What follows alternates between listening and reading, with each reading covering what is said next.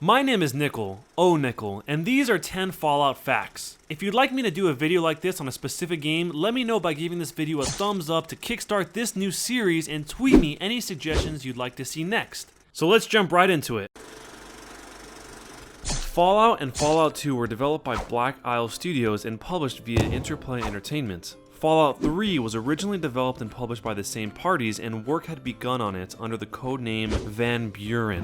What you're looking at right now is footage from that unfinished game. Fallout 3, aka Van Buren, was planned to have a dual combat system where the player could choose between turn-based combat or real-time combat.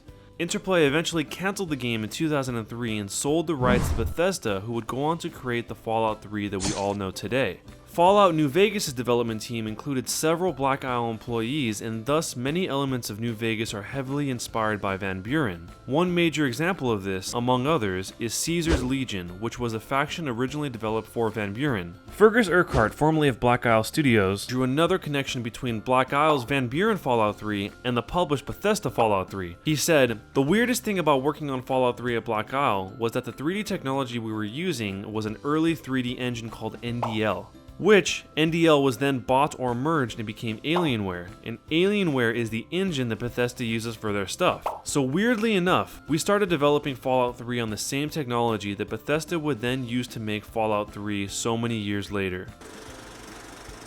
Fallout creator Tim Kaine received an Atari 800 while he was in high school. He used the word processor aspect of it to write papers, but his school required a specific format that the Atari didn't support. Fiddling with the machine in order to get it to output the correct format was one of his early experiences in modifying existing technology to meet his needs. He credits the Atari 800 for being the reason he entered game development. The Fallout series is absolutely packed with Easter eggs and references to many works of fiction throughout.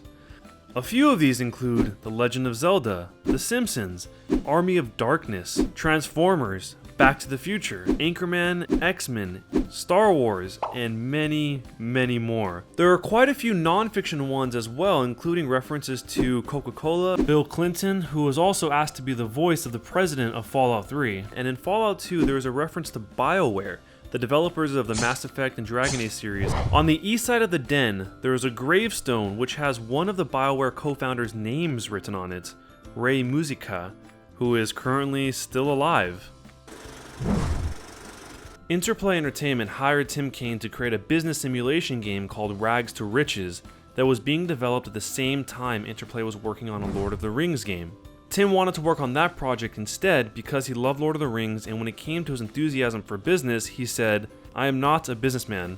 I know nothing about business." Unfortunately, he wasn't able to switch games, and once Rags to Riches was completed, he started pitching different ideas for RPGs to Interplay. They were open to make more RPGs, but they didn't want to conflict with any of the Dungeons & Dragons RPGs they were working on at the time. Doing so might have led to fighting for shelf space and a common audience. This situation led Tim to starting development on his game with a different system than the Dungeons & Dragons games of that time.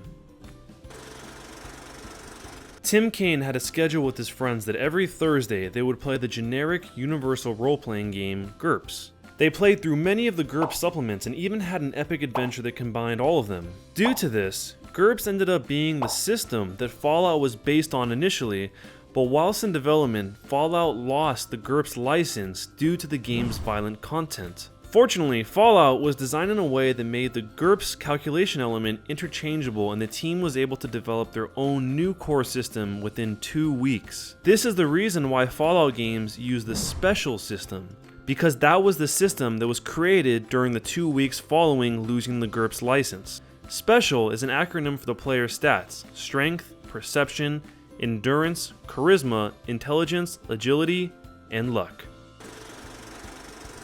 When initially deciding on a potential setting for Fallout, several ideas were conceived alongside the post-apocalyptic Fallout that we all know.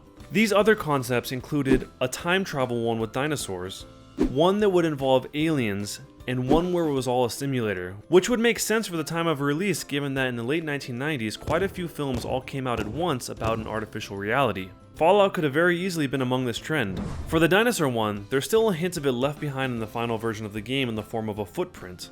In 1987, Interplay developed a game called Wasteland that was also set in a post-apocalyptic setting. Cain had played Wasteland, but not yet finished it by the time Fallout was in development. Van Buren, aka the original Fallout 3, wasn't the only Fallout game to be cancelled. A game titled Fallout Extreme was in development several months before being cancelled due to lacking a solidified concept. 2004's Fallout Brotherhood of Steel was originally planned to have a sequel titled Fallout Brotherhood of Steel 2, which was cancelled near its completion. In 2008, Interplay began production on the massive multiplayer online game Fallout Online, which was also previously known as V13 and Full. Bethesda filed a lawsuit on the grounds of violating an agreement they had made prior. Interplay and Bethesda came to a settlement which would cancel Fallout Online and transfer all Fallout rights to Bethesda. The game had all Fallout aspects of it stripped out and was turned into an entirely different game titled Mayan Apocalypse. The Fallout series has been known to have quite a large cast of celebrity voice actors, including Liam Neeson as James, Felicia Day as Veronica Santangelo, Wayne Newton as Mr. New Vegas, Matthew Perry as Benny, Will Wheaton as Robobrain, Tony Shalhoub as Aradesh, and Ron Perlman that played both Butch Harris from the first game as well as the narrator. When it was decided that the post-apocalyptic version of the future would specifically be the 50s idea of the future, the original Fallout team went to cinema for inspiration. The City of Lost Children was used as an example because it had really unusual steampunk tech in it. They drew heavy influence from A Boy and His Dog, which if you haven't seen it is a pretty wild movie for its time that involves a boy and his dog trying to survive in a post-apocalyptic world, and a lot of weird stuff goes down. And one of the artists had the movies Mad Max and Road Warrior on loop in his office in order to draw continuous inspiration.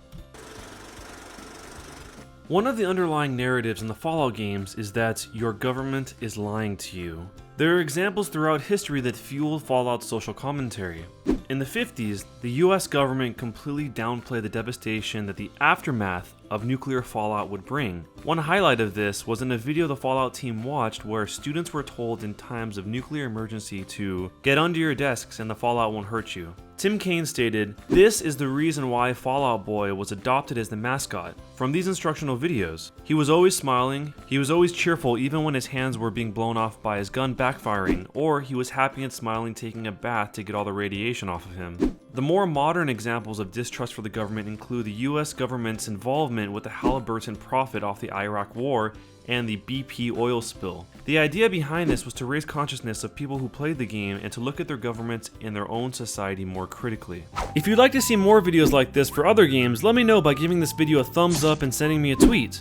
With Fallout 4 coming just around the corner, there's a lot more to say about Fallout, and maybe we'll do that in a future video. I can't wait to read all the suggestions for the next one of these videos, but the very next video coming to the channel will be a weird glitches one, so don't forget to subscribe to catch that one as well. Thanks a ton for watching guys, and I'll see you next time.